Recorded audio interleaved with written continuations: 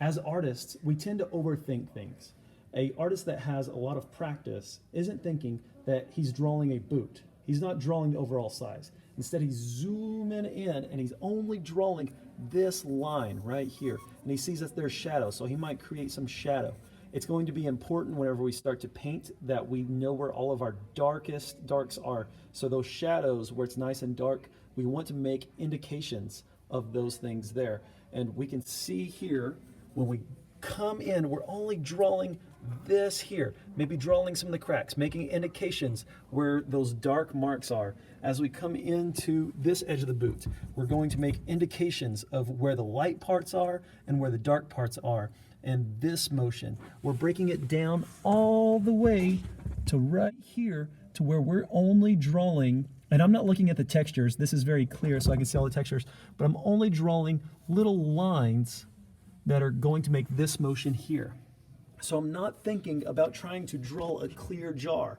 I'm not thinking about a jar at all. I'm not thinking about how to create this reflection. This reflection would be really hard to draw if I was thinking about that. But I can see here, if I break it down and I scoot in this far, I can draw that. I can draw these streaks that come across that look like almost these triangles. I can draw little dark parts here and light parts there. I can tell that this is a light gray, and I can tell that this streaks across here, and that this white line comes, but then it stops. The white line curves here, and the white line streaks there, and we have these streaks of color here. We have streaks of orange here, and we can see that. That's what you're focusing on. You're not focusing on trying to create a jar that is clear or a jar that has reflection.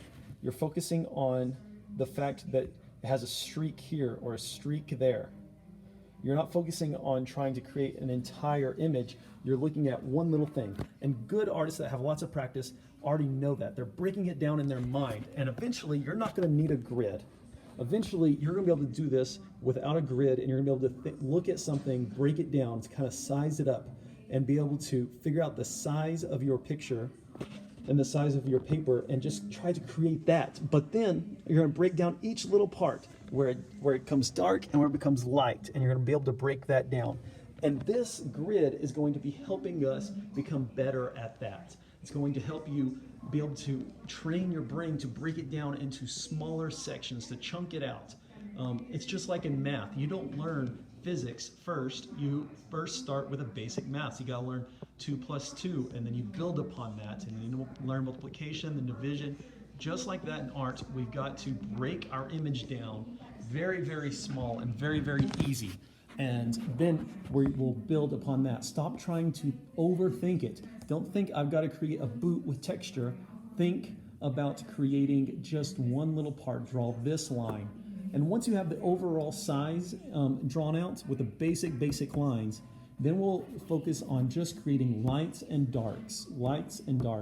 And then we'll add our midtones and then our colors, things of that sort. One of the ways that I can check the color is I'm going to click on one of the cells. And so the way I created these cells over here was I just pressed these 2 lines right here, and that adds another row. So I'm going to click on one of these empty cells, and then I am going to go to the paintbrush, and then I'm going to click on cell, and then fill cell. When I click on the fill cell, I'm then going to click color, and then I'm going to swipe across, and I'm going to click on this dabber. But before I click on the dabber, I'm going to find what color I'm wanting to look at. So maybe I'm wanting to look and see what color the side of this jar is so that I can get that reflective glare color correctly. So I'm going to click on this little dabber, and then I'm going to hold down my finger where I want the color to be. So I can see my background is this gray, but as I hover over the jar, it turns into a bright blue. And maybe I didn't see that bright blue in what I was looking at. Or I'm going to check and see if this white is really white, and it is. That glare that is right there is very much white. So now let's see what that bluish color is. I'm going to let go, and it's going to fill that cell right there. I could do this again by clicking on the next cell, clicking the paintbrush, cell, fill, going to go to color, swipe over. Before I click on the dabber, I've got to find where I'm going to be looking at, and then I click on that dabber and I hover over what I want to be looking at. So I can look at the paintbrushes and see what color those are going to be, but I'm going to focus on just this glare here and what color that blue is. So now I have a big full cell of what color I need to mix.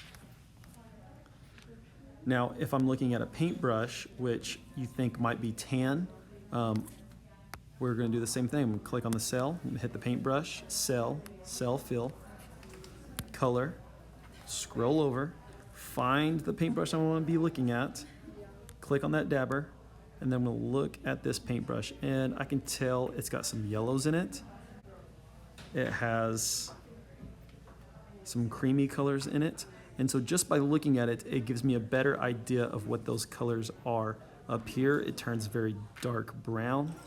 So I'm gonna let go and click there. And then I'm going to do the same thing.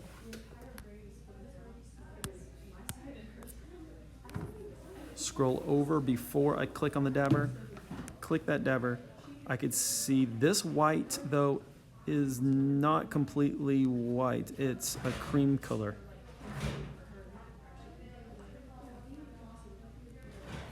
Okay, so there's that brownish color. There's its darkest color. Let's find one more color that is lighter.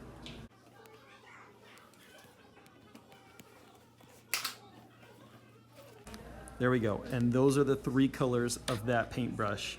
Now I can mix those three colors and go in with some confidence of where I need to put those colors for that middle paintbrush there. So if I'm looking at just this paintbrush, I can see where I need it. Also, you can zoom in really far and see what these grays are that are streaking across and exactly where the breaks are and how it creates that. When I look at this image here, and I've zoomed in really far and I'm looking at just this yellow brush and how it is lined by black and another color and how they've warped a lot, I can see how I drew that in my artwork as well.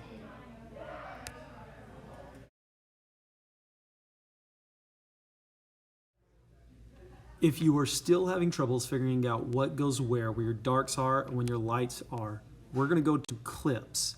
And we're going to click on clips, create a new, and then I'm going to go to library, and I'm going to choose my photo. Then I'm going to click this star that's right here.